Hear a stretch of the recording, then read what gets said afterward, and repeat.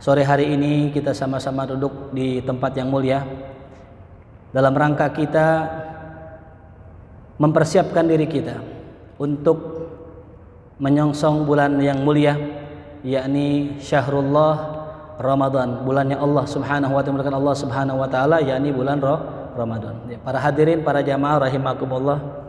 Ini kayaknya roman-romannya BPJS semua nih.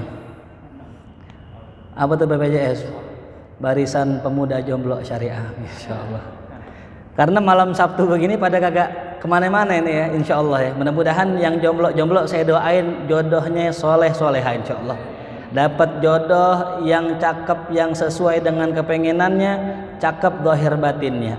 Mudah-mudahan kita doakan juga yang mudah-mudahan yang udah nikah Allah jadikan rumah tangganya sakinah mawaddah warahmah. Amin ya rabbal alamin. Perkenalkan, saya Ahmad Al-Farisi.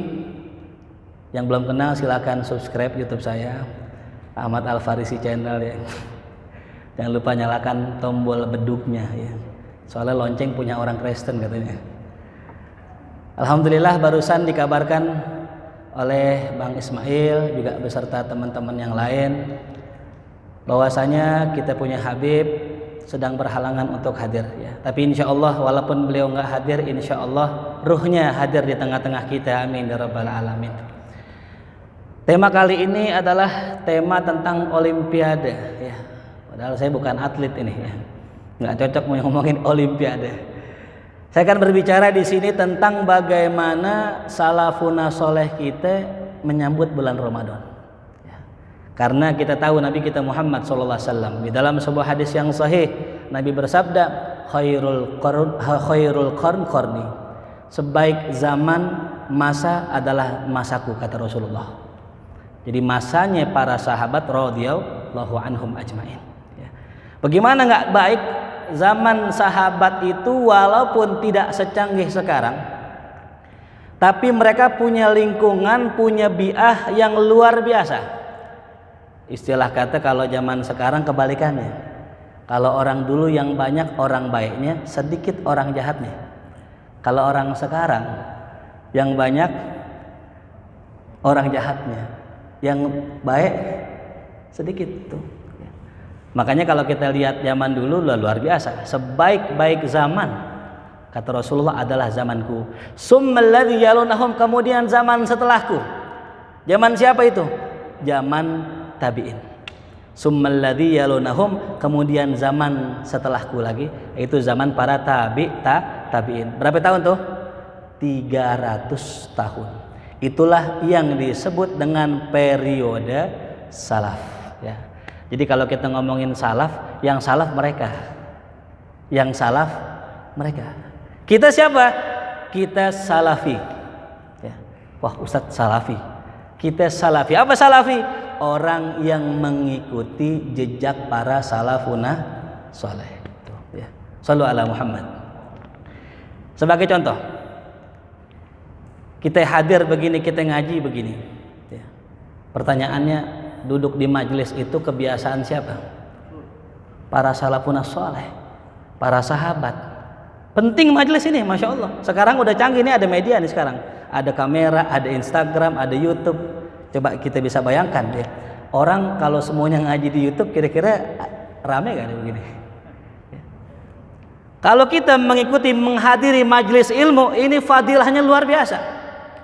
Bahkan saking luar biasanya dalam sebuah riwayat Sayyidina Umar bin Khattab radhiyallahu an punya pembantu. Setiap kali buka toko, Sayyidina Umar berkata sama pembantunya, ya wa fulan, ente sekarang idhab ila majlis Rasulillah, pergi ke majlis Rasulullah. Isma, dengarkan apa yang dikatakan Rasulullah. Kemudian sampaikan kepadaku. Jadi Sayyidina Umar karena punya toko, nggak sempat ngaji, diutus orang untuk mendengar kalimat Rasulullah. Pulanglah ini orang menyampaikan ilmu yang disampaikan Rasulullah. Keesokan harinya yang ngaji Sayyidina Umar. Sayyidina Umar ngaji. Ketika ngaji pulang disampaikan kepada pembantunya. Besok begitu lagi, pembantunya ngaji. Pulang bawa ilmu disampaikan. Begitu. Karena begitu pentingnya majelis ilmu.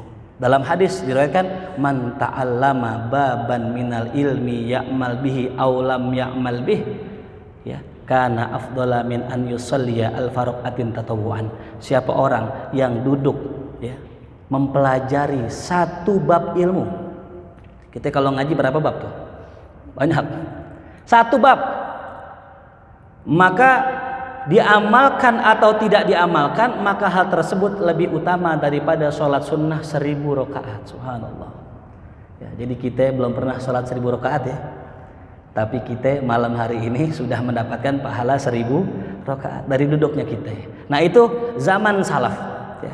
Jadi zaman terbaik adalah zaman salaf. Dan orang-orang yang setelahnya itu dinamakan kholaf. Namanya apa Bu? Kholaf. Ini manggilnya kakak-kakak kali ini yang muda-muda nih ya. Insya Allah ya. Ini abang-abang nih Insya Allah. Iya ini doang Bapak saya. Kita doain sehat walafiat Insya Allah ya.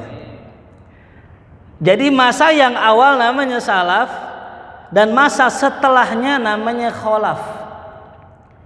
Dan ulama-ulama yang hidup di masa kholaf, biar kita tahu, diantaranya Al-Imam Al-Ghazali. Itu di masa kholaf. Diantaranya Imam Fakhruddin Ar-Razi, pengarang kitab Tafsir Kabir segini tebalnya, di masa kholaf. Al-Imam An-Nawawi, pengarang kitab Riyadus Sholihin, pengarang kitab Arba'in Nawawi pun di zaman salaf, di zaman kholaf. Di antaranya juga Al-Imam As-Suyuti, pengarang tafsir Jalalain. Jangan diplesetin ya. Jadi apa? Jalan lain. Ada orang ngaji, kok dia ngaji malah makin sesat gitu. Kata temennya, dia ngaji tafsir jalan lain soalnya, bukan ngaji tafsir jalan lain tuh. Nah ini ulama-ulama salaf dan kholaf. Setelahnya lagi namanya ulama muasir namanya. Namanya apa? Muasir. Nah, zaman kita sekarang ulama kontemporer. Nah, kita sebagai orang muslim itu kudu berpegang sama ulama. Wabil khususnya ulama salaf radhiyallahu anhum ajmain. Kenapa ulama salaf? Kenapa enggak ulama-ulama sekarang? Ya. Karena ulama salaf itu sangat dekat dengan Rasulullah. Ini bedanya gini. Pernah ngeliat Rasulullah para hadirin? Pernah ngimpi Rasulullah? Yang udah ngacung, yang belum nggak usah nggak apa-apa. Ya. Insya Allah benar-benar kita ngimpi Rasulullah.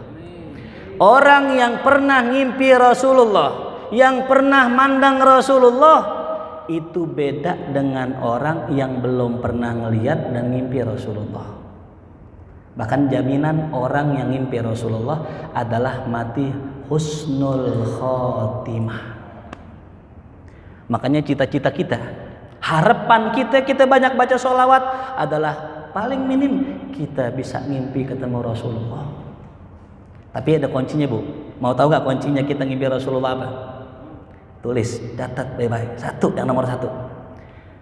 Harus cinta dengan cucunya Rasulullah. Ya, harus cinta dengan keturunannya Rasulullah. Maka yang mengherankan buat kita, ada orang ngaku cinta Rasulullah tapi nggak cinta cucunya. Ya, ini heran. Para hadirin semua, para remaja semua, kita nih kalau demen sama orang, kalau cinta kita benar, pasti kita mencintai orang-orang yang dicintai oleh orang yang kita cinta. Tuh, cintanya merembet kalau bahasa kata Betawinya gitu. Contoh Rasulullah. Rasul sangat cinta dengan istrinya Sayyidah Khadijah. Saking cintanya Rasul dengan Sayyidah Khadijah, orang-orang yang menjadi sahabat-sahabat Sayyidah Khadijah dicintai sama Rasulullah. Setiap bulan dikirimin kambing. Setiap dapat harta dikirimin. Siapa itu? Teman-temannya Khadijah. Allah. Itu baru temannya, Bu. Bagaimana Sayyidah Khadijahnya? Itu baru cinta yang benar. Maka orang yang cinta sama Rasulullah sudah pasti menaruh cinta pada keturunannya. Ya. Maka mafhum mukhalafahnya apa? Kalau ada orang yang tidak cinta dengan keturunan Rasulullah, jangan harap bisa ketemu Rasulullah. Banyak orang-orang yang ketemu Rasulullah dengan wasilah keturunan Rasulullah. Ya, cintai salah seorang dari mereka yang kita kenal siapa? Contoh misalnya dahulu saya cinta sekali dengan ulama bernama Habib Mundzir bin Fuad Al-Musawah. Ya Allah yarham, mudah-mudahan Allah angkat derajatnya insyaallah. Habib Mundzir bin Fuad Al-Musawah itu sosok yang sangat luar biasa cintanya sama Rasulullah. Bahkan beliau suatu hari galau. Saking galaunya temannya nanya, "Ya Mundzir, kenapa engkau menangis? Kenapa engkau sedih?" "Ya fulan, tidakkah kau tahu sudah beberapa hari aku belum mimpi Rasulullah." Masya Allah. Kita sudah berapa hari, berapa minggu, berapa bulan, berapa tahun belum jumpa dengan Rasulullah. Habib Mundzir beberapa hari saja tidak bertemu Rasulullah, galaunya bukan main. Ya. Nah, ini sosok yang bisa nyampein kita ke Rasulullah. Ya. Ditambah sosok keturunan Rasulullah adalah ulama. Nah, yang nomor 2, kalau kita pengen ketemu Rasulullah, ikutin jejak ulama. Ya. Ikutin jejak langkah ulama. Bagaimana caranya? Kalau bisa ngajar. Kalau bisa, ya jangan sosok ngajar, ilmu baru dikit langsung ngajar, jamaahnya pada gila ntar semua. Kalau bisa ngajar. Ambil bagian yang terbesar yang sangat dicintai oleh Rasulullah adalah orang yang menyebarkan ilmunya Rasulullah. Orang yang paling dicintai Rasulullah adalah orang yang menyebarkan dakwah Rasulullah. Tuh. Jadi kita kudu ngikutin apa ya? Ulama. Lalu yang ketiga, kalau kita pengen ngimpi ketemu Rasulullah, selalu tempatkan Rasul di hati kita. Tuh, ya. Saya pernah dengar Profesor Dr. Syekh Ali Jum'ah Mufti Mesir. Kenal Mufti Mesir? Syekh Ali Jum'ah. Pernah nonton videonya ya, kalau zaman sekarang mah canggih. Disebutin namanya, buka aja Google, buka YouTube ketemu tuh. Syekh Ali Jum'ah. Beliau katakan, ya, kata beliau, saya tiap hari membaca, ya, tidak kurang daripada kitab-kitab yang berisikan tentang Rasulullah. Jadi kalau kita pengen bersama Rasulullah, tiap hari baca sirah Rasulullah. Kalau kita pengen selalu mikirin Rasulullah, tiap hari baca tentang Rasulullah. Kalau orang sudah tiap hari Rasulullah, cara makannya makan Rasulullah, cara minumnya minum Rasulullah, berpakaiannya sebagaimana Rasulullah, sholatnya seperti Rasulullah, insya Allah lebih gampang ketemu Rasulullah. Ya. Lalu yang terakhir, kalau kita mau ketemu Rasulullah, perbanyak baca sholawat. Tuh, ya. Itu kunci. Ya. Istilah katanya passwordnya. Kita mau masuk sekarang ya, ada passwordnya. Passwordnya sholawat. Ya. Ada tambahan. Kalau kita pengen lebih tinggi lagi, baca nih Bu. Assalatu wassalamu alaika ya Rasulullah. Bareng-bareng. Assalatu wassalamu alaika ya Rasulullah. Ibu habis sholat duduk ngadep kiblat. Ingat ya, ngadep kiblat. Dalam hati kita hadirkan bahwa di hadapan kita Rasulullah. Kita katakan assalatu wassalamu alaika ya Rasulullah. Sambil kita merasakan bahwa di depan kita ada Rasulullah. Insya Allah sholawat salam kita disampaikan kepada Rasulullah. Shallu ala Muhammad. Ya. Tuh, jadi itu kunci kalau kita pengen ketemu. Nah, orang yang bermimpi Rasulullah tadi beda dengan orang yang belum bermimpi Rasulullah. Apalagi orang yang pernah melihat langsung Rasulullah. Tuh, yang ngimpi masih kalah sama yang ngelihat langsung Rasulullah. Di mana ngelihatnya? Di zaman Rasulullah. Yaitu siapa yang melihat Rasulullah? Para sahabat. Maka sahabat itu bisa mulia, bisa luar biasa. Satu di antaranya karena mereka pernah memandang Rasulullah. Ya.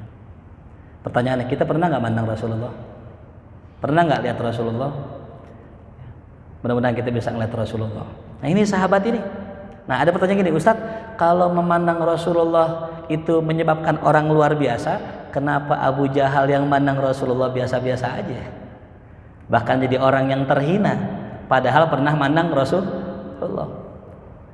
Ya, Bapak Ibu hadirin sekalian, ternyata yang membedakan antara sahabat dengan Abu Jahal, antara Abu Bakar dengan Abu Jahal adalah cara memandangnya. Saya mau tanya, Ibu mandang nih air biasa-biasa aja apa luar biasa, Bu? Ya. Biasa-biasa aja apa luar biasa? Kalau kita biasa ya. Kira-kira air buat apa? Boleh gak diminum? Bismillahirrahmanirrahim. Alhamdulillah. Bismillahirrahmanirrahim. Alhamdulillah. Bismillahirrahmanirrahim. Alhamdulillah. Tadi barusan kita sudah dapat ilmu cara minumnya Rasulullah. Jadi Rasul kalau minum, Bu, 3 caranya. Pertama, bismillah, alhamdulillah, 3 kali. Kata Syekh Mutawalli Syarawi, siapa yang minum dengan cara tersebut, air yang masuk ke dalam perutnya akan beristighfar buat yang minum. Yang kedua, cara Imam Ghazali. Dari Imam Ghazali mengatakan, baca bismillah. Bismillahirrahmanirrahim. Yang ketiga, bismillahirrahmanirrahim. Alhamdulillah. Ini minumnya air putih. Coba kalau susu. Tuh. Kalau susu lebih apa? Lebih sunnah tuh, ya. Cuman nggak ada susunya ya. Kita doain ya, mudah-mudahan ada nanti. Karena susu kesukaan Rasul, Bu. Susu kesukaan Rasul. Cuman jangan banyak-banyak ya. Lagi mahal soalnya brand ya. Dan sunnah ketika minum susu, setelah minum susu, minum air putih. Ini anggap ini susu. Ini susu nih. Misalnya anggap ini susu ya. Bismillahirrahmanirrahim. Sunnahnya berapa kali? 3. Bismillahirrahmanirrahim. Alhamdulillah. Bismillahirrahmanirrahim. Minum susu 3 kali. Ditutup, disunnahkan dalam kitab Adabus Syariah minum air putih. Alhamdulillah. Kenapa kok habis minum susu minum air putih? Susu itu mengandung apa, Bu? Lemak, betul? Orang kalau kebanyakan susu apa? Bisa jadi sumo dia gede. Maka disunahkan minum apa? Air putih tuh ya. Udah, contohnya cukup ya. Udah, kayaknya udah kenyang ngembung juga nih. Ya. Ini baru ilmu tentang susu. Nah, jadi kalau kita sehari-hari begitu, Bu, minum dengan cara Rasulullah, itu ngingetin kita sama Rasulullah. Ya. Kalau kita makan dengan cara Rasulullah, itu ngingetin sama Rasulullah. Saya pengen praktekin makan, man nggak ada makanannya gitu ya.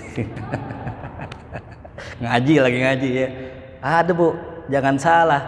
Kita makan semangka itu ada sunnahnya. Ya, pernah makan semangka jangan sunnah. Nih, semangkanya anggap aja semangka ya. Cuman saya nggak makan ya. Beli yang dipotongnya begini, Bu. Jangan yang dipotongnya kecil-kecil, jangan. Yang dipotong apa namanya? Panjang. Yang sunnah bagaimana? Makan bagian kanan. Ya. Habis selesai tinggal setengah, puter. Makan lagi bagian kanannya. Jadi kita makan bagian kanan gitu. Nah, itu sunnahnya. Nah, kalau kita mengerjakan hal kayak begitu, insya Allah makin dekat sama Rasulullah. Itu. Nah, makanya tadi kita harus ngikutin salaf. Kenapa? Karena mereka orang yang satu dekat dengan Rasulullah. Yang kedua, lebih selamat, Bu. Maaf ya, kita sekarang ngelihat ulama aja bingung kadang-kadang ya. Maaf ya. Kita senang sama ustadz ini, ustadz Masya Allah lagi naik daun di YouTube, lagi viral di YouTube. Ada aja gak yang ngusilin? Ada aja gak yang jelekin? Ada aja gak kekurangannya? Ya ada macam-macam kan. Namanya manusia. Gak ada manusia yang sempurna. Siapa ustadz di Indonesia yang bebas dari kesalahan? Ada gak? Gak ada. Saya udah cek tuh dari UAS. Terus ada lagi apa? UAH. Apa lagi? UAF, besok ada UAF tuh. Ustadz Ahmad Farisi. Ada UAS, UAF, UN, macam-macam dan namanya disingkat-singkat tuh. Itu semua nggak ada yang mulus, Bu. Adalah mungkin kasus ustadz nikah lagi, ya. Kecewa gak mama? Kecewa. Saking kecewanya masang poster di rumahnya, ustadznya kawin lagi, disobek posternya. Ada ustadz cerai, ya, rumah tangganya cerai, macam-macam. Maka udah kita kembali ke zaman dulu udah. Kita kalau mau nyontoh siapa? Nyontoh ulama salaf. Siapa contoh yang ulama salaf? Tulis yang pertama. Di antara ulama salaf yang patut kita jadikan panutan, yang pertama adalah para imam madhab yang 4. Ya, masih ingat imam madhab yang 4 siapa aja? 1, Imam Hanafi. Yang kedua, Imam Maliki. Yang ketiga, Syafi'i.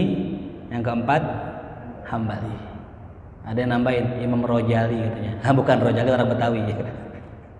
Imam Hanafi, Maliki, Syafi'i, Hambali. Kita kudu kenal nih siapa ini orang. Ya. Kita kan di Indonesia ini terkenal dengan madhab apa? Syafi'i. Sholat kita yang kita kerjakan tadi itu madhab Syafi'i banget. Dari mulai angkat tangannya, dari sedekapnya, dari tahiyatnya. Karena kalau madhab lain beda, Bu. Hanafi contoh, madhab Hanafi, Allahu Akbar, agak atas dia. Kalau kita kan madhab Syafi'i, baina sodr wa surah, antara dada dengan pusar. Ya, tahu pusar ya? Nih, tuh. Kalau mau ngukurnya pakai kelingking. Tuh, kelingking kita masukin di pusar. Tuh. Nah, pas di situ ya. Jadi tengah-tengah itu ketika kelingking kita masuk ke pusar tuh ya. Mungkin nggak kelihatan ya. Kelihatan nggak di situ? Oh gini tuh. Masukin tuh. Tuh ya. Ini Syafi'i. Ada lagi Maliki. Gimana Maliki? Maliki tangannya lurus begini. Tuh. Jadi kalau misalnya kita sholat misalnya berjamaah, imamnya langsung begini. Allahu Akbar. Nah ini berarti madhab apa nih? Madhab Maliki. Tuh ya. Jadi madhab Maliki apa? Lurus. Kalau Hambali agak bawah, Bu, gini. Tuh, kayak orang lagi apa ya, lagi ngapain, lagi ke pacara kali gini ya gitu. Bawah gini. Ya. Nah ini madhab. Kita nggak boleh kaget. Ya. Nggak boleh berantem. Cuman gara-gara berbeda pendapat gitu. Ya. Jadi itulah madhab tuh. Beda-beda. Yang benar yang mana Ustadz? Yang benar semuanya benar. Yang nggak benar yang nggak sholat. Ya, ribut-ribut, kunut subuh nggak kunut subuh nggak kunut, ribut sampai malam, subuhnya kesiangan. Ya, subuhnya kesiangan gara-gara ribut masalah yang nggak perlu diributin lagi. Nah, jadi 4 ini adalah ya ulama salaf. Bahkan luar biasanya 4 ini adalah wali min auliyaillah. Ya. Mereka ini wali. Contoh yang pertama, Al-Imam Hanafi, nama aslinya Nu'man. Nama aslinya siapa? Nu'man. Apa ya beliau keistimewaannya? Yang pertama, beliau adalah seorang alim yang ahli dalam ilmu logika. Ya. Jadi Imam Hanafi itu terkenal ilmu apa? Logika. Mazhab logik gitu. Hanafi itu. Ya. Satu contoh. Suatu hari Imam Hanafi mengeluarkan statement. Kita, Bu, kalau sholat baca Fatihah gak makmum? Baca. Yang mana aja makmum wajib baca Fatihah. Karena dalam hadis la sholata liman lam yaqra bi Fatihatil kitab. Tidak dianggap sholat bagi orang yang tidak membaca Fatihah. Imam Abu Hanifah berkata bahwasanya baca Fatihah gak wajib bagi makmum. Udah yang wajib imam doang, begitu katanya. Masyarakat ulama geger kan, biasa dah kalau ada yang baru orang-orang geger. Datengin rumah Imam Abu Hanifah, didatengin. Sampai kemudian Imam Abu Hanifah keluar beliau. Ada apa nih rame-rame? Begini ya Imam, aneh mau tanya, apa alasan ente ya membolehkan makmum enggak usah baca Fatihah, cukup imam saja katanya. Oh gitu. Udah. Jamaah masuk 1 orang sini ke dalam. Disuruh masuk ke dalam, yang paling alim masuk ke dalam, ngobrol lama nih. Pas masuk ke dalam, duduk, ditanya, ya Imam, emang kenapa kok antum berpendapat makmum gak usah baca Fatihah? Apa jawaban Imam Abu Hanifah? Dalilnya ente. Oh, kok dalilnya aneh? Ya ente. Aneh cukup gak ngomong sama ente? Cukup. Ente berapa orang? Banyak. Kalau aneh ngomong sama ente doang cukup gak? Cukup. Ya. Jadi yang namanya perwakilan. Ya. Jadi kalau orang banyak demo, apakah semuanya diajak ngomong? Enggak, pasti yang ngomong berapa? Satu sebagai perwakilan. Begitupun Allah, ketika Allah ngajak bicara hambanya yang lagi sholat jamaah, cukup satu yang mewakili. Siapa itu? Imam. Dia yang baca Fatihah. Yang makmum nggak usah. Oleh karena itu, imam harus bagus baca Fatihahnya. Imam kudu bener baca Fatihahnya. Kenapa? Perwakilan jamaah semua. Kalau jubirnya jelek, kira-kira jamaah gimana? Ya jelek juga. Tuh. Ini kata siapa? Kata Imam Hanafi. Tuh. Tapi kata Imam Syafi'i enggak begitu. Ya. Kata Imam Syafi'i yang namanya sholat, makmum harus baca Fatihah. Jawabannya karena kita lagi nggak bicara sama manusia. Kalau manusia ngomong berame-rame nggak bisa denger. Iya. Coba hadirin semua ngomong satu-satu semua bareng-bareng gitu Mas. Saya dengar nggak? Enggak. Kita lagi ngomong sama siapa ya? Allah. Biar kali yang ngomong semasjid, Allah tahu nggak masing-masingnya? Tahu. Tuh. Logik juga Imam Syafi'i. Imam Syafi'i logik. Ya. Jadi itulah luar biasanya Imam Abu Hanifah. Bahkan Al-Imam Abu Hanifah orang yang sangat luar biasa tawadu. Ini yang jarang sekarang kita temuin ya. Orang kalau udah jadi ulama besar, jadi orang besar kadang-kadang suka sombong. Imam Hanafi enggak. Suatu hari ibu beliau nanya sama beliau. Kan beliau ulama ya. Wajarlah kalau ibu nanya siapa ya? Nanya anak. Ya. Isya ya? Enggak berasa ya? Baru mulain perasaan ya. Ini baru setengah materi, ini baru seperempat materi ya. Kita stop dulu bagaimana nih? Dikit kali ya, dikit lagi ya. Baik ya. Perasaan baru ngomong sedikit nih kita. Subhanallah nggak berasa ya. Imam Hanafi ini punya ibu. Ibunya nanya, ya Hanafi, ibu punya pertanyaan. Tapi ibu nggak mau ente yang jawab. Ibu nggak percaya sama ente. Tuh Masya Allah. Imam Hanafi ulama besar di zamannya kagak dipercaya sama ibunya gitu. Emang ibu mau nanya siapa? Ibu mau nanya ada ustadz pilihan ibu, kesenangan ibu, favorit dah, fans dah pokoknya dah. Siapa ya? Si Fulan. Tidak datang. Ternyata yang di ngefanin sama ibunya itu muridnya Imam Abu Hanifah. Kaget muridnya lagi ngajar. Ya Imam, kenapa antum datang ke sini? Ini Bu Ani mau nanya.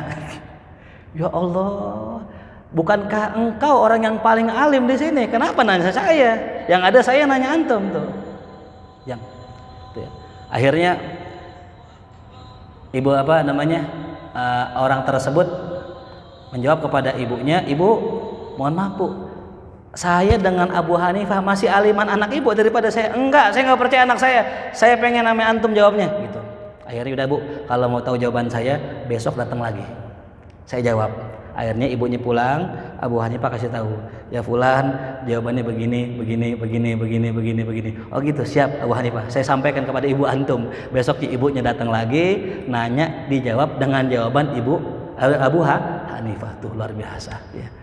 Jadi beliau adalah sosok yang Masya Allah. Ya. Makanya tadi kembali lagi, kita harus contoh beliau. Nah bagaimana beliau menghadapi bulan Ramadan? Ini yang unik. Abu Hanifah itu kalau pengen masuk bulan Ramadan, semua muridnya diliburin. Libur semua. Dan masing-masing santri dibagi duit gaji. Masya Allah. Kalau kita sekarang, murid yang bagi duit guru. Kalau Abu Hanifah enggak, guru yang bagi duit murid. Itu. Sepanjang belajar. Karena beliau bisnismen. Bulan Ramadan tutup pengajian, semua muridnya dibagi duit. Kenapa dibagi duit? Jangan nyari duit bulan puasa. Jangan kerja bulan puasa. Cukupkan diri kalian dengan ibadah. Insyaallah. Dan Imam Abu Hanifah amalan sholat malamnya cuma 2 rakaat. Cuma berapa? 2 rakaat. Tapi 2 rakaatnya sampai subuh. 2 rakaatnya sampai subuh. Kok bisa Ustadz? Dalam kitab Syiar Alamin Nubala disebutkan Imam Abu Hanifah itu sholatnya 2 rakaat dari Isya sampai subuh di bulan Ramadan. Kenapa? Karena 2 rakaat itu beliau hatamkan Quran 30 juz. Allah. Berapa kali? 1 malam 30 juz. Kalau kita 1 malam 1 juz.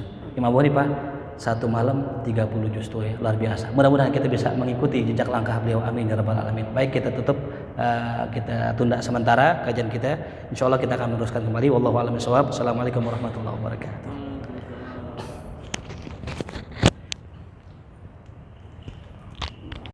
Assalamualaikum warahmatullahi wabarakatuh. Alhamdulillah, kita akan kembali kajian kita ya. Tadi kita baru melihat ya bagaimana salah seorang ulama ya, yakni yang bernama dengan Imam Abu Hanifah, itu ibadahnya luar biasa ya. Umumnya orang kalau suka menganalisa ya. Jadi Imam Abu Hanifah ini termasuk ulama yang suka analisa. Ya, jadi orang terbagi dua. Bisa dicatat ya. Orang yang ahli analisa, yang kedua orang yang ahli hafalan ya. Ada orang yang memang ahli analisa, ada orang yang ahli menghafal ya. Contoh Imam Hanafi dengan Imam Maliki. Imam Hanafi ini ahli analisa, makanya hal dalam fikih, kalau kita pengen mengasah analisa yang mendalam, buka fikih Hanafi. Tapi fikih Hanafi di sini nggak diamalkan, kebanyakannya yang diamalkan tuh di Eropa, Turki termasuk pusatnya. Nah kalau yang kedua, orang yang ahli hafalan adalah Imam Malik, itu ahli hafalan. Biasanya nih orang kalau nggak ahli hafalan, ahli analisa gitu. Kita nih tergolong yang mana kira-kira? Orang yang suka menganalisa apa yang suka menghafal? Sering banget ya, umumnya orang kagak bisa dua-duanya ya. Kalau dia orang ahli hafalan ya pasti analisanya lemah, karena orang menghafal itu harus murojaah. Orang murojaah itu nggak banyak mikir, dia banyaknya ngapal. Dan orang yang banyak menganalisa itu nggak banyak menghafal ya. Makanya Imam Hanafi dengan Imam Maliki beda. Nah tapi ada orang yang memang ahli dalam dua-duanya, menghafalnya jago, analisanya luar biasa. Siapa itu? Imam yang tahu dapat hadiah dari panitia. Tadi katanya ada hadiah, katanya minyak 5 kilo katanya. Wah, jamaah rame nih kalau saya bilang ayo ngaji di Sunda Kelapa dikasih minyak 5 kilo. Oh, ngantri sampai Sunda Kelapa Cut Mutia itu. Siapa ulama yang analisanya jago, hafalannya jago? Al-Imam Asy-Syafi'i itu, masya Allah ya. Jadi kita nggak salah kalau kita mengikuti Imam Syafi'i ya. Karena Imam Syafi'i ini adalah perpaduan antara Imam Hanafi dengan Imam Maliki. Coba antum bayangin, ada orang hafalannya kuat. Imam Syafi'i itu kalau ngafal begini, ini buka kitab nih, baca yang kanan, sekali baca apal Allah. Yang kiri wajib ditutup. Kok ditutup? Kalau ngelihat sedikit langsung apal. Baca yang kiri, yang kanan tutup. Kenapa? Kalau ngelihat sedikit langsung apal.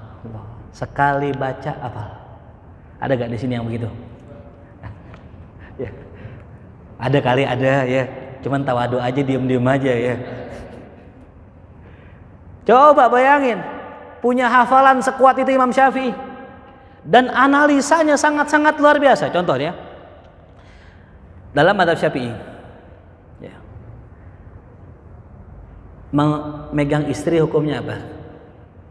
Suami menyentuh istrinya hukumnya apa? Boleh nggak? Boleh ya, betul, nggak terkecoh nih, nggak terkecoh ya. Orang sudah wudhu, seorang suami udah wudhu, megang istrinya, batal nggak wudhunya? Ya, batal nggak wudhunya? Ya, dapat hadiah nanti minyak 5 kilo ya. Seorang istri megang suami batal, kata Imam Syafi'i. Kata Imam Hanafi nggak batal. Kok nggak batal? Rasulullah kalau mau ke masjid kebiasaannya nyium istrinya. Allah ya. Ada nggak suami yang romantis kayak Rasulullah ya? Kita kalau ke masjid Pak ya, Nyium istri gak? Saya mau nanya sini masih jomblo semua soalnya. Yang sini belum ada suaminya kayaknya ya. Yang sono dah ya. Yang depan, oh iya yang depan ya. Ini udah nikah juga? Udah nikah? Hah? Belum? Ya belum. Oh udah ya. Kalau nggak diangkat gimana mau dicium? Rasulullah tiap kali mau ke masjid nyium istrinya. Tuh lihat, Rasul udah pasti udah wudu. Nyium istrinya gak? Nyium. Batal gak? Enggak. Tuh kata Imam Hanafi begitu. Buktinya Rasul nyium. Dibalikin lagi sama ulama mazhab Syafi'i. Oh, enggak gitu. Itu yang namanya Rasulullah nyium istri. Yang lihat siapa? Sahabat. Ya. Kalau lihat sahabat berarti pakai cadar gak? Pakai. Berarti Rasulullah menyium istrinya dalam kondisi istrinya pakai cadar. Jadi nyium kena langsung kulit gak? Enggak, makanya batal gitu. Subhanallah. Itu analisa begitu. Ya. Oh, ada lagi riwayat yang lain. Ya, suatu hari Rasul lagi sholat malam. Tiba-tiba Sayyidah Aisyah sedang tidur. Ketika hendak sujud, Rasul pindahkan kakinya Sayyidah Aisyah. Tuh, Rasul nyentuh istrinya. Lagi sholat lagi. Itu nggak batal. Dibalikin lagi. Kata Imam Syafi'i. Itu nyentuh karena istrinya pakai celana. Tuh. Jadi nggak langsung kena kulit. Emang kita kalau tidur pakai apa sarung doang kali. Istrinya Rasul mah apik. Tuh. Jadi itulah yang disebut dengan analisa. Ya. Nah, jadi orang-orang zaman dulu itu seperti itu. Nah, ketika mereka masuk bulan Ramadan, yang tukang mikir, yang tukang baca kitab, yang tukang ngajar, libur semua. Libur. Mereka hanya mengisi dengan ibadah. Tuh, ya. Jadi Ramadan itu dikatakan syahrul ibadah, syahrul qiyam. Kan ada qasidahnya. Marhaban ya syahr Ramadan, marhaban syahrul qiyami, marhaban ya syahr Ramadan, marhaban syahr siyami. Itu. Jadi marhaban ya Ramadan, marhaban syahr siyam, marhaban syahrul qiyam tuh. Nah, sesuai dengan tema kita ya. Olimpiade apa tadi namanya? Olimpiade apa namanya? Ya itu dah, pokoknya dah kedengeran ya. Memang betul.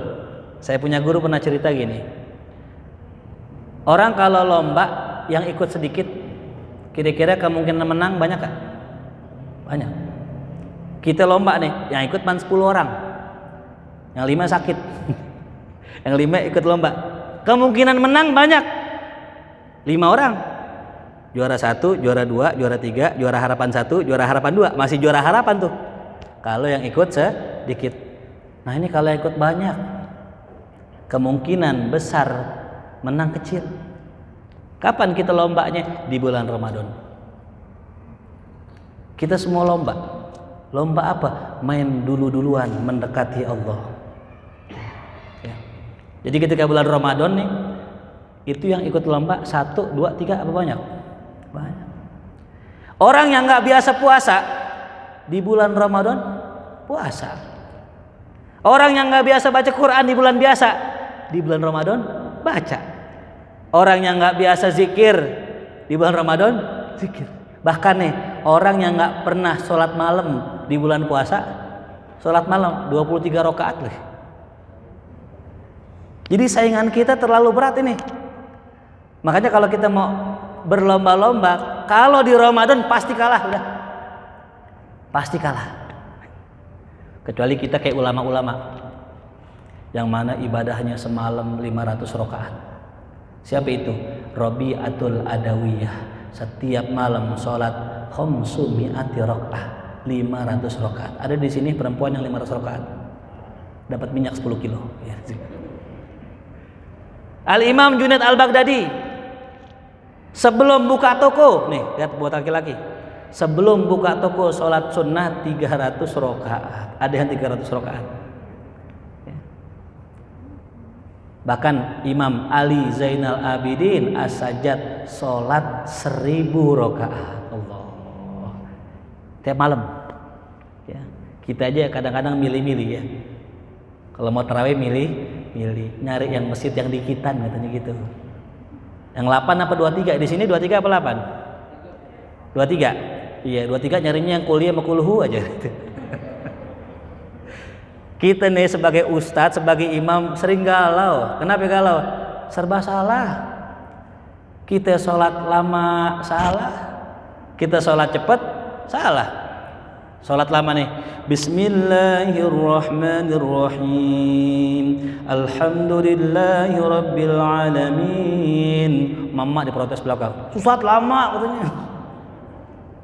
Kecepatan salah. Bismillahirrahmanirrahim. Alhamdulillahirabbil alamin arrahmanir rahim maliki yaumiddin iyyaka na'budu wa iyyaka nasta'in. Yang protes nenek-nenek. Apa kata nenek-nenek? Ustaz kecepatan. Ya. Makanya paling enak ya. Al umur khairul umuri awsatuha. Sebaik-baik perkara adalah pertengahannya tuh ya. Jadi para ulama kita dahulu ibadahnya luar biasa. Bahkan dalam kitab At-Tibyan fi adab hamalatul Quran, Imam Nawawi mengatakan bahwasanya yang paling banyak ulama baca Quran setiap hari 8 kali khatam. Setiap hari ya. Setiap hari berapa? 8 kali khatam. 4 di waktu malam, 4 di waktu siang. Coba kita pikirin pakai logika ya. Sekarang mungkin nggak nih kita baca Quran sehari hatam sekali? Ya. Ana punya sahib, beliau ngajar di tempat tahfiz. Kata beliau, kalau orang baca Quran itu 30 juz normalnya 6 sampai 8 jam. Jadi kalau dia setoran misalnya jam 8 misalnya ya, itu jam 4 sore udah kelar. Itu bacanya normal. Jadi logis sekali kalau Imam Syafi'i dikatakan menghatamkan Quran sehari 2 kali, siang sekali, malam sekali, logis. Tapi yang nggak logis yang 8 itu. Itu yang ngomong siapa? Imam Nawawi. Ya, 4 kali hatam di pagi sampai sore. Coba bayangin ya. Kira-kira kalau kita hitung berapa per kali hatam berapa jam itu? Coba. Hah? Siang 12 jam. Ya, bagi 4 berapa ya? 3. Berarti 1 kali hatam 3 jam. Masya Allah, bacanya kayak apa itu? Sanggup Pak? Yang sanggup nanti kasih minyak 50 kilo nanti. Nih, saya kisahkan ya. Dulu ada orang yang namanya Imam Ahmad bin Hambal, Hanafi, Maliki, Syafi'i, Hambali. Imam Hambali punya murid. Muridnya ini punya kebiasaan setiap hari hatam 1 kali dalam setiap hari. Yang namanya Imam Ahmad tahu nih orang bacanya cepat-cepat pasti buru-buru. Akhirnya Imam Ahmad panggil, ya fulan ta'al, kemari sini. Kenapa ya Imam? Kenapa guru? Ane dengar ente baca Quran setiap hari 1 kali hatam. Coba pulang dari sini, ente baca Quran, ente bayangkan aneh sedang mengawasi ente baca. Dipulang ke rumah, dibaca Quran, nggak dapat 1 kali hatam. Pulang laporan ke gurunya, guru, saya udah coba semalam saya baca Quran sebagaimana yang antum suruh, tapi saya hanya membaca 1 juz saja, nggak bisa lebih dari itu. Ya udah kalau gitu ente pulang, ente bayangkan ente sedang di hadapan Rasulullah. Pulang ke rumah, dibaca Quran, dibaca, laporan ke gurunya. Gimana? Iya guru, saya semalam sudah mengamalkan apa yang antum perintahkan. Saya tidak baca nggak sampai 1 surat saya hatamkan. 1 surat nggak hatam, karena membayangkan di depannya ada siapa? Rasulullah. Udah kalau gitu ente pulang, ente baca lagi Quran, ente bayangkan di hadapan ente ada Allah. Insyaallah. Dibaca Quran, besoknya cerita gimana? Wahai guru, tidak sampai 1 ayat pun saya bisa membacanya. Allah. Artinya apa? Kita kalau baca Quran dengan betul-betul menghadirkan Allah, insyaallah baca pun kita hati-hati. Ya. Kadang ada orang pengen ngejar hatam bulan puasa, dikejar hatam. Saking buru-burunya kadang lengkap 2 lembar. Lengkap 2 lembar saking buru-burunya. Jangan. Ya. Karena ibadah itu ada kuantitas, ada Tuh, ingat baik-baik itu. Yang Allah senang dari hambanya adalah ibadah yang berkualitas. Mana dalilnya? Alladzi khalaqal mauta wal hayata liyabluwakum ayyukum ahsanu amala. Yang mana Allah menciptakan kematian dan kehidupan liyabluwakum, agar Ia menguji kalian, ayyukum, yang manakah di antara kalian yang paling bagus amalnya, bukan yang paling banyak. Maka Ramadan kali ini harus Ramadan yang berkualitas. Ya, bukan kebut-kebutan, bukan. Kalau Valentino Rossi nggak apa-apa kebut-kebutan, ya ada duitnya. Kita baca Quran kebut-kebutan, dosa iye, pahala kagak, hilang itu. Bahkan, ini kalau kita baca Quran, ada satu huruf yang lewat, itu tidak dianggap hatam. Misal contoh, Yasin, Al-Quranil Hakim, apa yang kurang? Wow. Wawunya nggak dibaca, nggak dianggap hatam. Allah. Itu kalau kita ngirimin pahala ke orang tua kita yang meninggal tuh, itu nggak dianggap hatam itu, karena hilang satu hurufnya. Menghilangkan satu huruf dalam Al-Quran kafir. Menghilangkan ya, nggak meyakini. Ya, contoh misalnya Yasin. Oh itu sinnya kayaknya nggak ada tuh sinnya, cuman ya doang. Nah, kafir itu.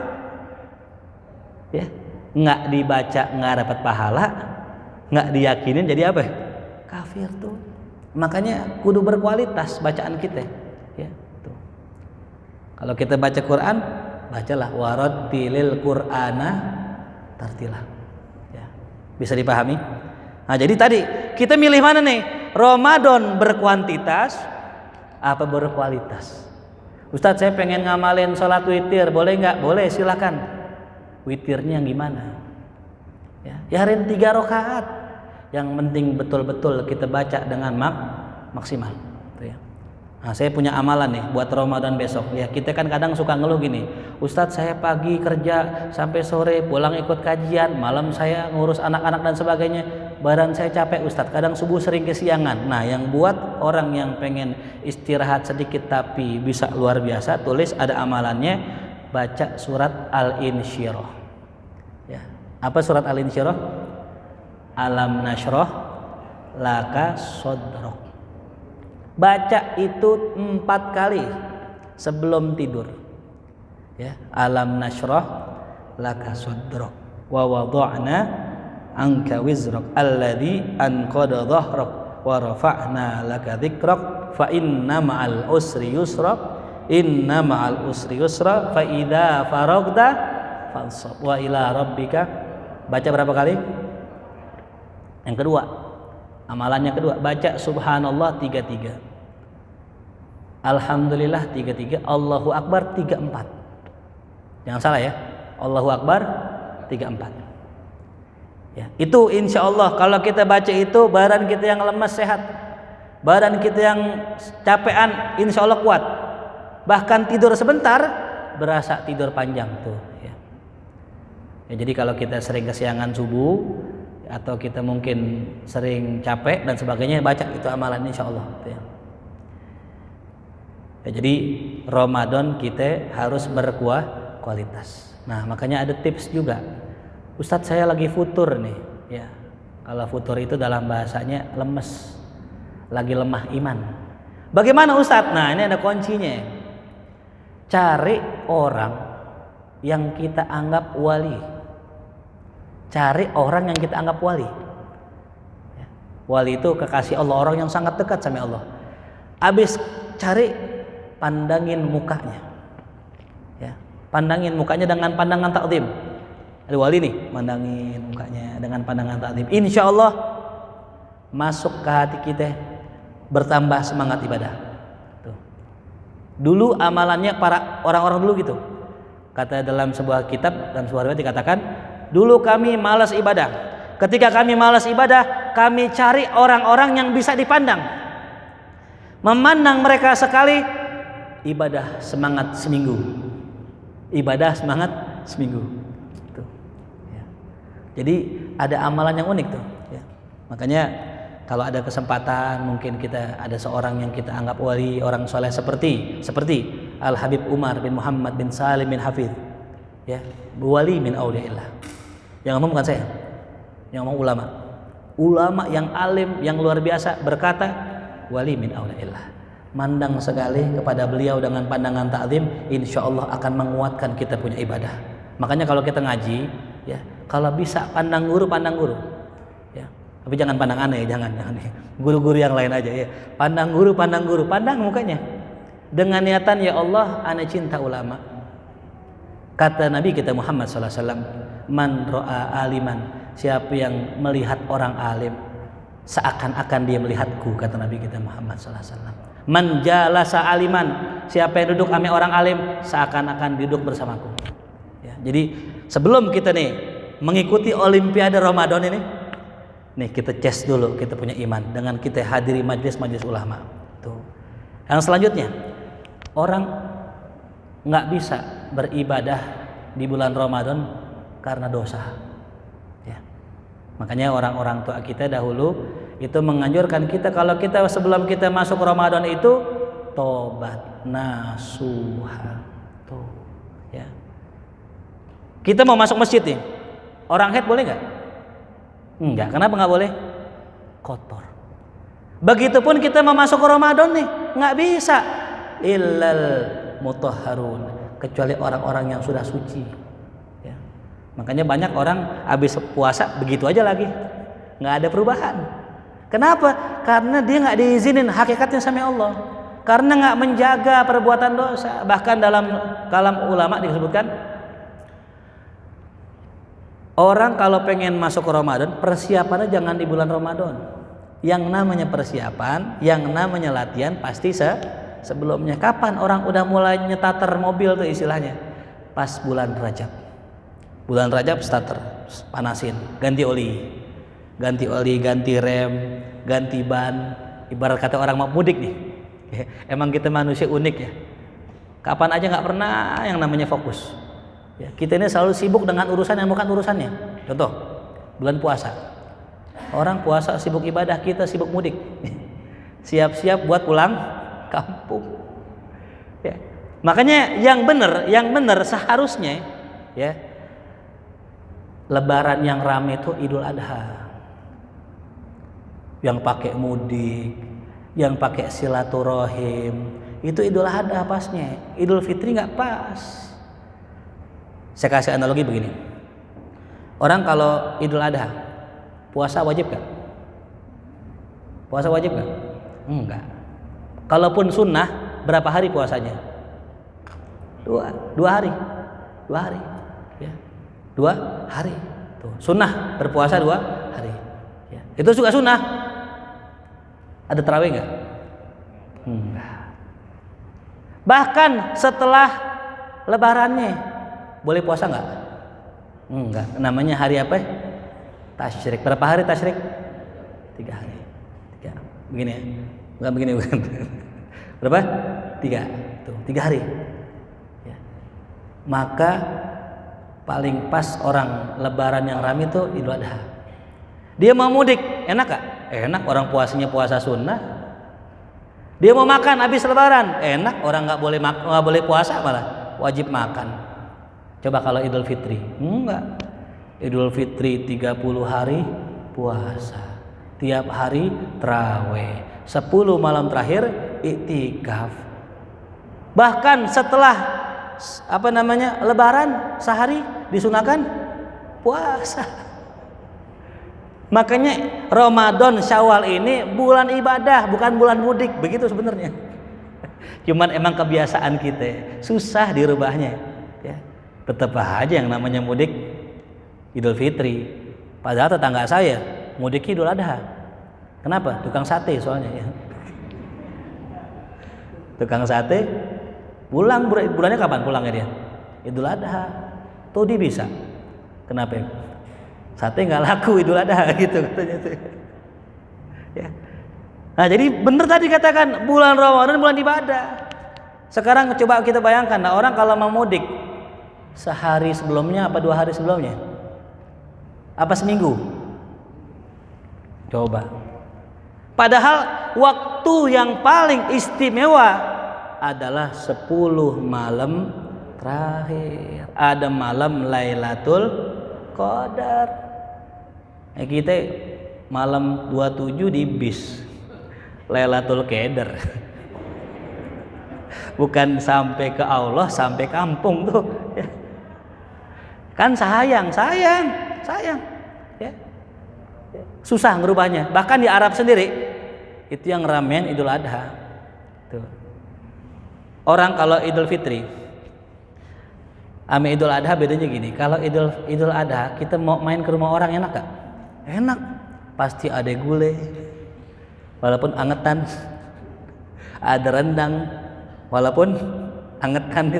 Tapi minimal apa? Kalau main ke rumah orang pas Idul Adha pasti makanannya enak. Nggak mungkin nggak ada sop. Kalau nggak kambing, sop, gulai kan. Coba kalau Idul Fitri main ke rumah orang, adanya apa? Kongguan. Itu juga isinya rengginang. Itu penipuan terbesar itu. Pas buka kongguan udah ngarep nih, kongguan yang ada plastiknya tuh. Wah gak ada, dibohongin tuh. Ya. Nah jadi kita jangan sampai nih kita kehilangan kesempatan Ramadan tahun ini. Makanya alhamdulillah kemarin tuh 2 tahun ya. Mudah-mudahan sekarang juga dapat nih. Ini mau 2 tahun nih kalau nggak salah ya. Apa udah 2 tahun nih kita bulan puasa? Ya. Kemarin pas Covid, alhamdulillah semua fokus ibadah. Wah, iktikaf semuanya, cuma di rumah. Ustadz, saya pengen iktikaf, Ustadz. Boleh nggak iktikaf di rumah? Nih Bu, pertanyaannya. Ada menanya gitu. Kan mama kadang-kadang nggak diizinin suaminya. Apaan sih iktikaf gitu? Dalam kitab Bidayatul Mujtahid wa Nihayatul Muqtasid ada ulama kalau nggak salah namanya Ibnu Ziyad membolehkan iktikaf di rumah. Ya. Membolehkan iktikaf di rumah, tapi dengan syarat 1, masjid tutup.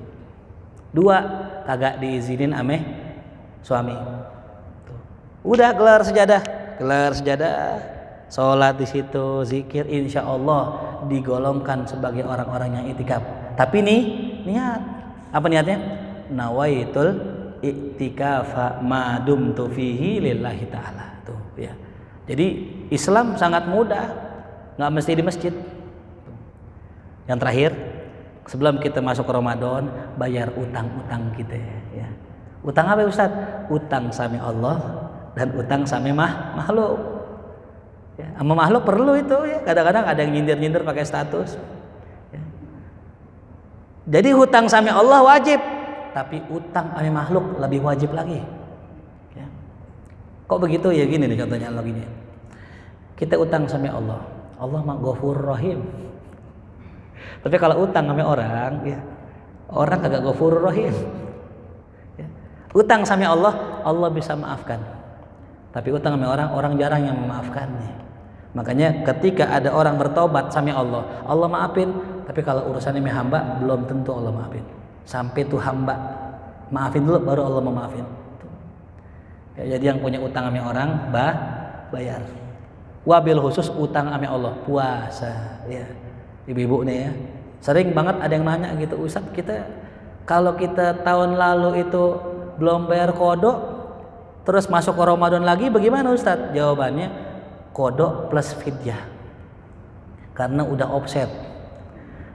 Harusnya di kodoknya setelah Ramadan, ini malah sampai Ramadan berikutnya belum kodok, maka wajib 2 apa? Fidyah dengan puasa gitu ya. Nah itulah mungkin ya sekilas daripada materi persiapan Ramadan. Saya simpulkanlah intinya 5. Tulis sebelum kita memasuki Ramadan, yang pertama ya, jangan pernah berhenti sholawat ya. Jangan pernah berhenti bersolawat. Tuh. Yang kedua, jangan pernah berhenti ngaji ya. Jangan pernah berhenti ngaji. Dan tadi memandang orang soleh. Yang ketiga, Ramadan kita harus berkualitas, bukan hanya kuantitas. Lalu yang keempat, ya, bersiap-siap sebelum Ramadan dari Rajab, Sya'ban.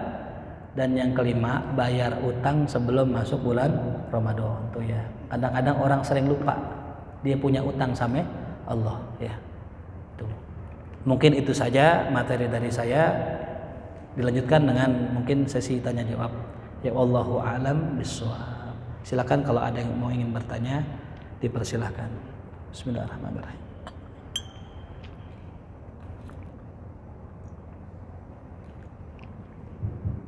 Alhamdulillah.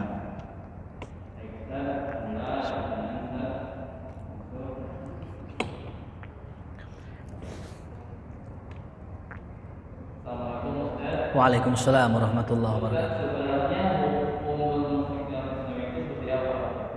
Apakah kalau tidak bagaimana akan menerapkan hukum dalam bermain musik? Karena masih banyak perbedaan pendapat mengenai hal ini. Terima kasih. Baik ya. Jadi begini, yang diharamkan dalam musik itu adalah alatul lahwi, melalaikannya, ya. Jadi kalau seandainya perkara mubah melalaikan maka haram. Apaan aja? Ya. Perkara mubah bisa melalaikan maka haram.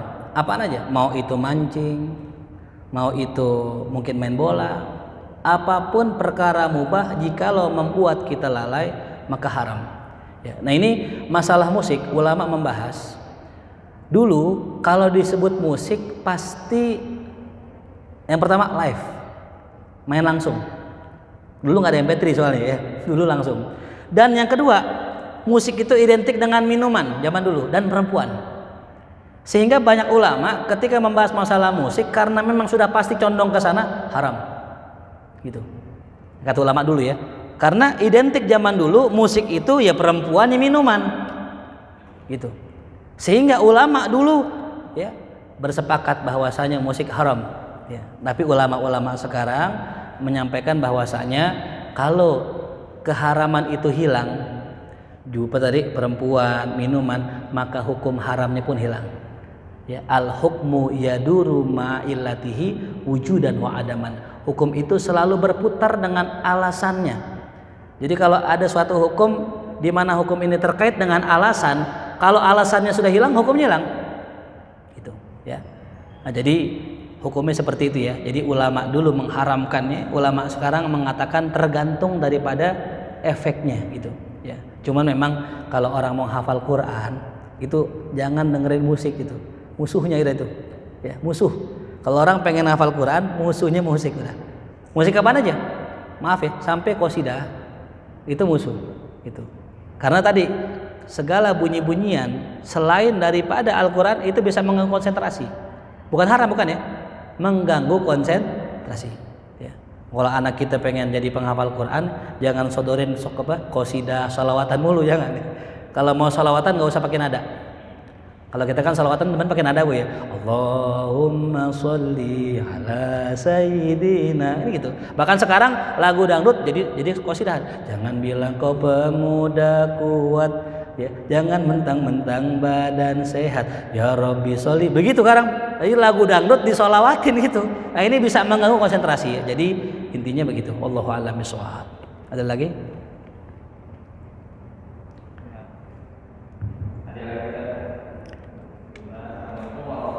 Waalaikumsalam warahmatullahi wabarakatuh. Ini pertanyaannya sesuai dengan tema itu mengapa orang dalam olimpiade dapat diikuti puasa juga bisa selalu mengatakan bahwa dia yang terbaik dan bagaimana kita sebagai muslim harus memperhatikan protokol dalam syariat untuk olimpiade pada kebaikan itu. Coba disederhanakan pertanyaannya. Ya jadi misalnya kita kan berolahraga seperti ke lomba gitu kan. Kenapa kita selalu menunjukkan yang terbaik gitu. Terus kalau misalnya di analogikan dalam Islam kita kan harus memperhatikan syariat Islam. Terus gimana sambut pautnya dengan kita menunjukkan yang terbaik itu gitu. Ini pertanyaannya rada ini ya, bahasanya terlalu tinggi nih bahasanya ya. Ya. Coba pertanyaan lain, coba. Ada lagi pertanyaan yang lain? Baik, jadi kita dalam perlombaan memang betul kita selalu pengen jadi yang terbaik, betul ya. Bahkan kita pengen jadi pemenang. Cuma masalahnya gini, kita menuju Allah itu bukan lomba. Ya. Kalau seandainya menuju Allah itu perlombaan, Allahumma shalli alaihi wasallam, kasihan yang nggak bisa. Contoh nih, kalau kita pengen menuju Allah, lari misalnya lari, ada yang cepet, ada yang lambat. Yang lambat kasihan. Tapi Allah nggak begitu. Allah saking rahman rahimnya sama hambanya, walaupun kura-kura, ya, dia akan dinilai dari kura-kura, gitu. Jadi semuanya insya Allah akan sampai, akan menang, tapi dengan syarat hati. Ya. Ada orang bulan Ramadan sakit, nggak bisa ibadah, apakah kalah? Enggak. Dia punya hati, ya Allah, saya pengen ibadah. Ya. Tapi saya nggak bisa ibadah. Insya Allah orang yang tadi karena hatinya benar sampai sebagaimana orang yang ibadah. Ya. Jadi perlombaan dalam Islam ini beda dengan perlombaan itu. Kalau perlombaan dalam itu real, lari yang kenceng yang menang.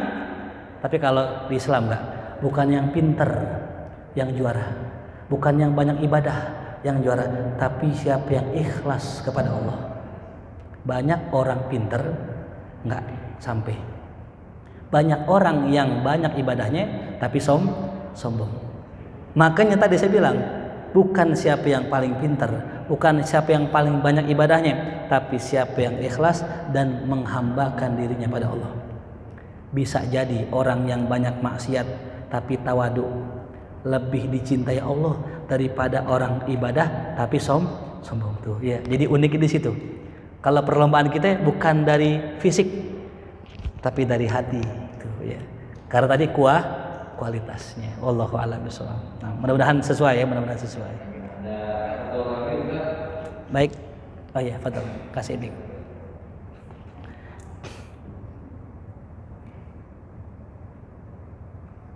Assalamualaikum warahmatullahi wabarakatuh. Waalaikumsalam warahmatullahi wabarakatuh. Maksudnya. Saya mau bertanya, tadi Pak Ustaz bilang kalau Imam Hanafi takbiratul ihram begini dulu. Kalau Imam Syafi'i takbiratul ini. Tapi yang dua lagi Imam Hambali. sama Hambali saya belum tahu. Oh iya. Assalamualaikum warahmatullahi wabarakatuh. Waalaikumsalam warahmatullahi wabarakatuh. Baik. Jadi dalam mazhab Syafi'i ini kita lurus nih. Jarinya ada 3. Ada yang begini, 2. Ada yang 1. Ada yang begini. Ya, nggak pakai jari. Ya.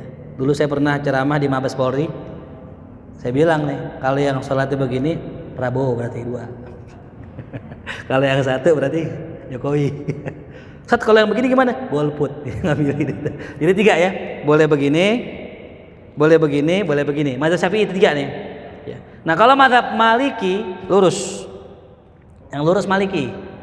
Nah kalau Hanafi ada ke atas sedikit. Ya. Nah Maliki ada ke atas. Kalau Hambali di bawah sini.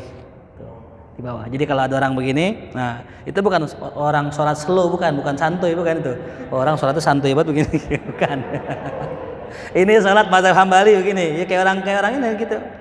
Gitu. Ya. Rasul semuanya. Nah, pertanyaan gitu. Ini sering orang bilang gini nih. Ustaz, kalau begitu bukan Rasul. Enggak. Rasul sholat itu beda-beda. Betul. Ya, iya. Jadi Rasul itu sholatnya beda-beda. Sekali Rasul mengerjakan dianggap sunnah.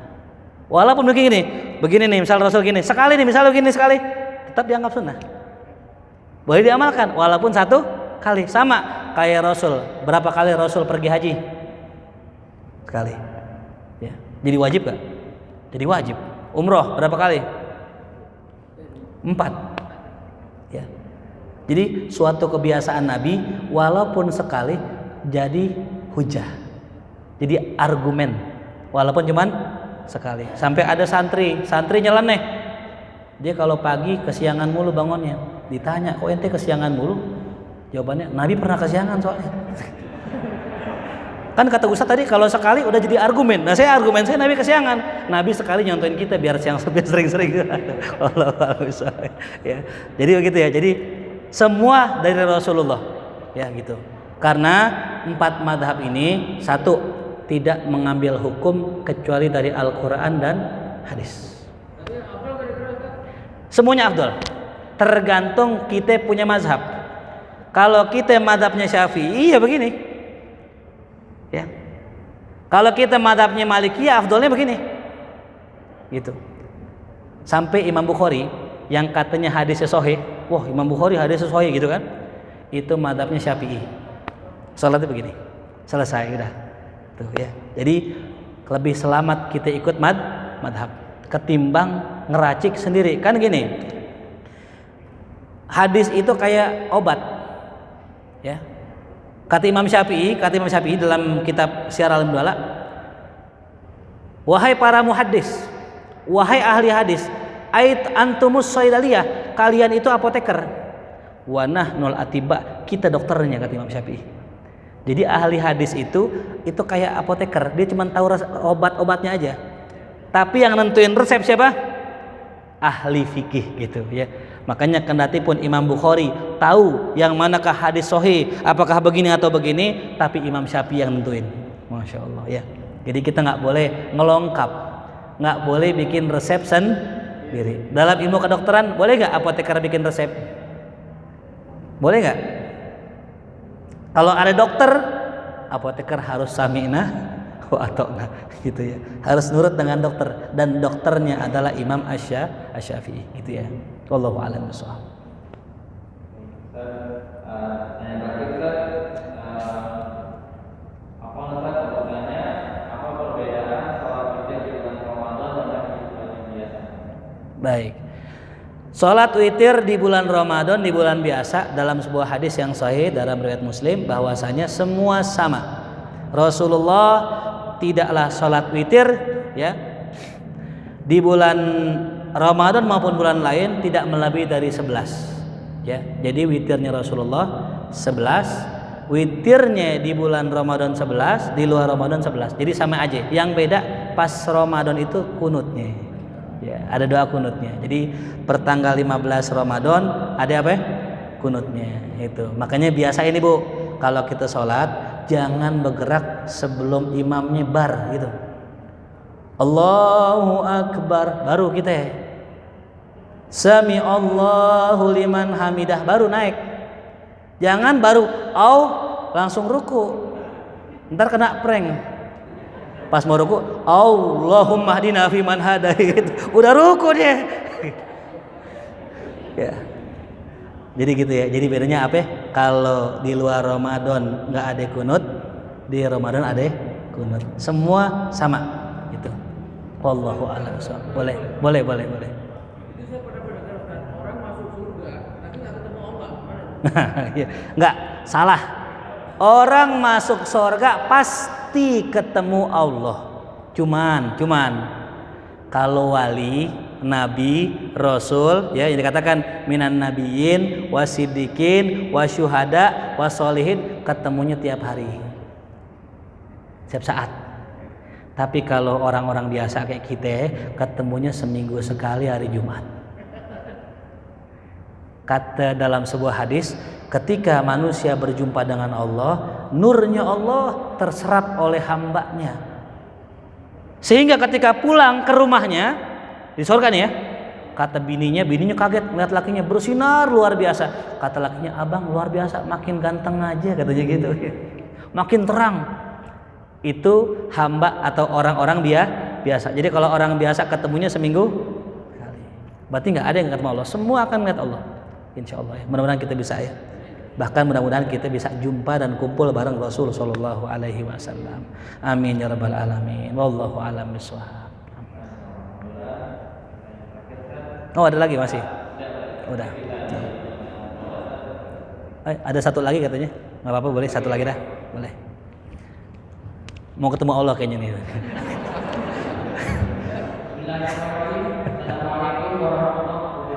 Waalaikumsalam warahmatullahi wabarakatuh. Sebelumnya terima kasih memberikan saya kesempatan untuk bertanya. Iya. Ustaz, Namanya siapa belum namanya? Dari Majelis Taklim mana? Oh. Dimas. Silakan Dimas tanya. Tadi Ustaz bilang kalau kita ingin menghatamkan Al-Quran, kalau satu huruf saja lupa atau hilang itu tidak dianggap tidak sah. Atas pertanyaan saya, apakah itu akan mendapatkan pahala? Terima kasih. Sebelumnya, wassalamualaikum warahmatullahi wabarakatuh. Waalaikumsalam warahmatullahi wabarakatuh. Ya, orang yang baca Quran, yang mana baca Qurannya ya terbata-bata falahu ajron, dapat 2 pahala ya Dimas. Jadi yang bacanya sempurna dapat pahala, yang nggak sempurna juga dapat pahala gitu. Jadi kalau ada orang baca satu huruf kelewat, terus bagaimana? Dia hakikatnya nggak dianggap hatam, tapi dapat pahala gitu ya. Bahkan kita sholat nih, ya, imamnya baca sahabat waladhdallin amin, terus imamnya baca yasin Allahu akbar gitu. Dapat nggak pahala? Dapat. Berapa tuh pahalanya? Ya, tergantung. Ya. Dalam sholat double, pahalanya besar ya. Gitu, makanya kembali lagi tadi, siapa aja yang baca Quran, panjang kek, pendek kek, 1 ayat, 1 huruf. Bismillahirrahmanirrahim. Nun, shadaqallahul azim. Ada teman saya unik. Hari pertama langsung hatam Quran. Masya Allah. Ramadan pertama langsung hatam Quran. Saya tanya, lu amalannya apa? Kok bisa hatam Quran sehari? Iya, gue nerusin bacaan tahun lalu, udah juz 29 gitu. Jadi tips ya, kalau mau hatam sehari bisa. Gimana caranya? Nerusin bacaan tahun lalu. Allahu a'lam bishawab. Assalamualaikum warahmatullahi wabarakatuh. Baik, udah. Kita baca doa ya. Kita baca surat Al-Fatihah. Ini karena pada para jomblo yang